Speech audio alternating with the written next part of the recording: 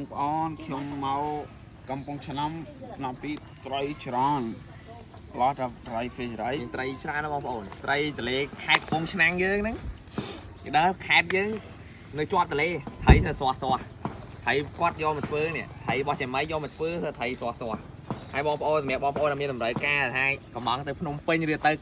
ក្រៅប្រទេសកំងបានតែគាត់ខ្ចប់ស្អាតស្អាតបឺតស្អាតស្អាតបាទមានត្រីអីខ្លះមានត្រីឆ្អោត្រីរស់ត្រីអីឲ្យប្រភេទដែលបងប្អូនត្រូវការឲ្យតងៀតណោះឲ្យតងៀតមានទាំងអស់ខ្ញុំរស់មើលបងប្អូនគាត់ឆ្ងាញ់អត់ណោះខ្ញុំញ៉ាំឲ្យមើលផ្ទាល់ឆ្ងាញ់ឆ្ងាញ់ហើយគាត់រសជាតិឆ្ងាញ់អត់ផ្អែមពេកអត់ប្រៃពេកមកល្មមដាក់ឲ្យបាយកបងប្អូនបាយកមានអាចាក់យកតិចមកឆ្ងាញ់យកបងមានច្រើនមានច្រើនប្រភេទហើយត្រីល្អអនាម័យធានាថាអត់មានក្លិនអត់មានអីទាំងអស់ជុំបើនៅខេត្តផ្សេងអញកំងទិញបានទេខេត្តផ្សេងកំងបានចុះចេមីមាន5ខេត្តក្រុងអូតិចចេមីដឹងជូនឲ្យហ៎ដឹងជូនបានបងប្អូនហើយលេខទូរស័ព្ទលេខប៉ុន្មានហាងគាត់លេខទូរស័ព្ទ092